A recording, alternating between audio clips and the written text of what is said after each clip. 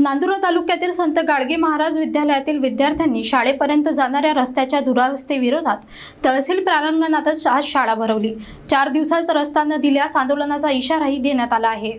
नांदुरा तालुक्यातील संत गाडगे महाराज विद्यालयात शिकणाऱ्या विद्यार्थ्यांना शाळेत जाण्यासाठी अक्षरशः संघर्ष करावा लागत आहे। खुमगाव बुट्टी, केदार, मामुलवाडी, धांडी, भिलवडी या गावांमधून येणारे विद्यार्थी पावसाळ्यात दलदलीतून वाट काढत शिक्षणासाठी ये-जा करतात।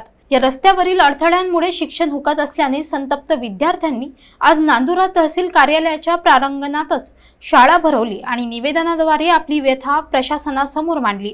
निवेदनात स्पष्ट नमूद करण्यात आले की वारंवार मागणी करूनही रस्ता मिळत नाही। काही व्यक्तींनी जाण्याच्या मार्गात काटे टाकल्याचेही गंभीर आरोप विद्यार्थी करत आहेत। शिक्षण हा आमचा हक्क आहे, पण आम्हाला यासाठी संघर्ष करावा लागत आहे, असं विद्यार्थ्यांचं म्हणणं आहे। अधिकारी व प्रशासन यांना विद्यार्थ्यांनी थेट आवाहन केलं आहे, जर 4 दिवसात रस्त्याचा निर्णय झाला नाही तर लोकशाही मार्गाने तीव्र आंदोलन छेडलं जाईल आणि विद्यार्थ्यांनी शाळा बहिष्कार आंदोलन सुरू करणार असा इशारा दिला आहे। हा प्रकार फक्त रस्ता नसल्याचा नाही तर मूलभूत हक्कांची पायमल्लीच दर्शवतो। स्वातंत्र्यानंतर 75 वर्षांनीही जर शिक्षणासाठी पायवाटही नसलेली ही परिस्थिती असेल तर ती संपूर्ण यंत्रणेसाठी खडेबोल आहे।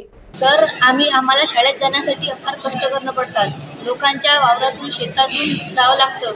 रस्त्यामध्ये लोक काटे काचकोर टाकतात आणि जर रस्त्यामध्ये आपल्याला दिसलं की पुढे आपल्या काटे टाकलेले आपण जर त्यांच्या वावरातून जर जायला लागलं तर ते आपल्या शिवीगाळ करतात। मग आम्ही काय करा?